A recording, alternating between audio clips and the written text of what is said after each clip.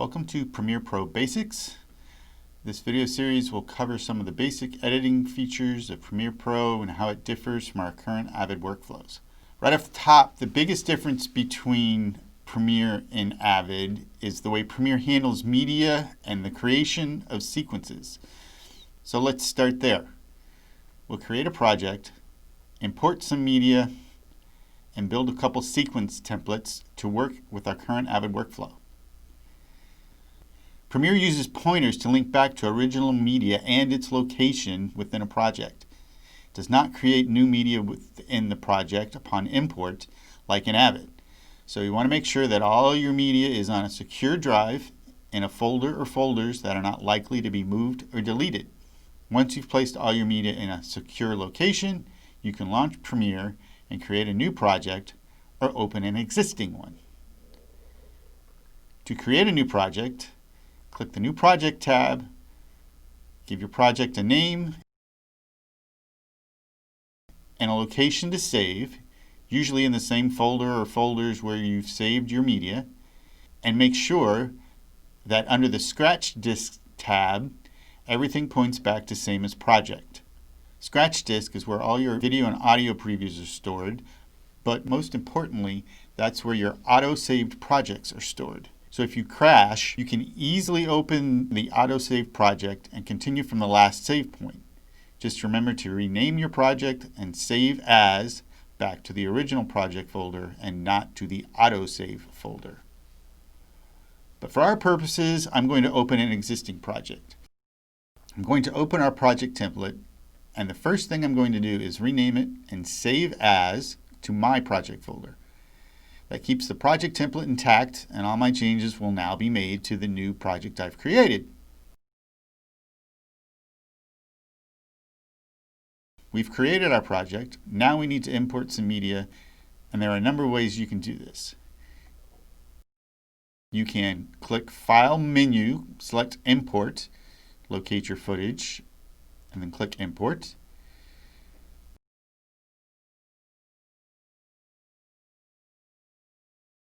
You can use keyboard shortcut Command-I or Control-I in Windows, locate your footage and click Import.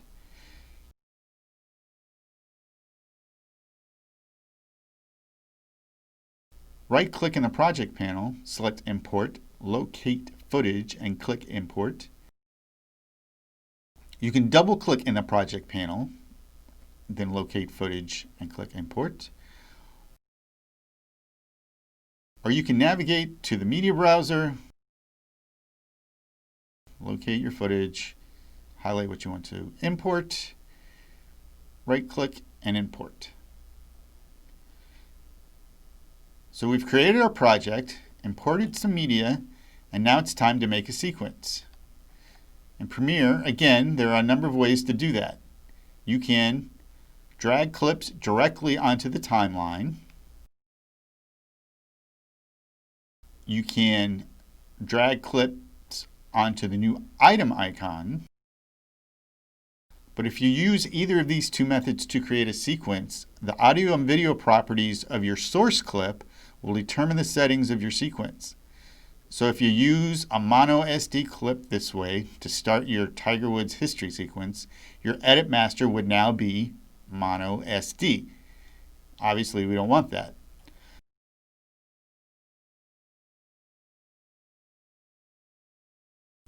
So the third way to create a sequence is to click on New Item and create the settings for our sequence. To create a stereo edit master, you want to go to the Presets tab, XDCAM 422 1080i 3060. Settings tab, you want to make sure it's upper field first, 2997 drop frame, audio is 48 Hertz, audio samples. In the Tracks tab, this is important. Master should be stereo, number of channels 2.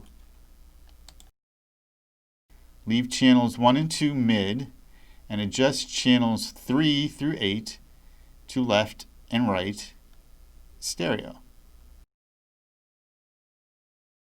Pay close attention to video and audio track settings when creating your sequences. Those settings determine the output of your timeline. A 2-channel stereo output will always be 2-channel stereo, and a mono output sequence will always be mono. Give the sequence a name. Double-clicking the sequence will load it into your timeline workspace. If you want to create a split submaster, master should be multi-channel.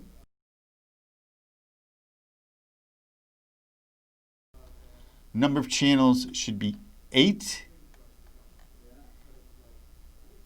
Make track type mono.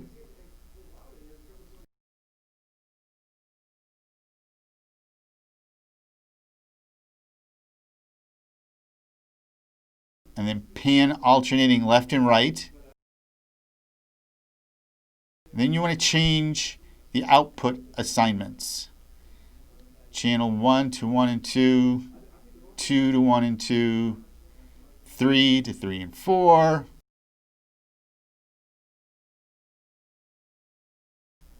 channel 4 to channel 3 and 4,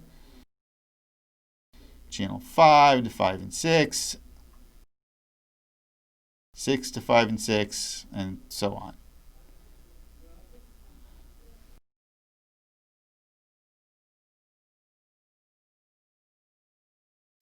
So now you have your stereo edit master and your split submaster. Now you're ready to edit.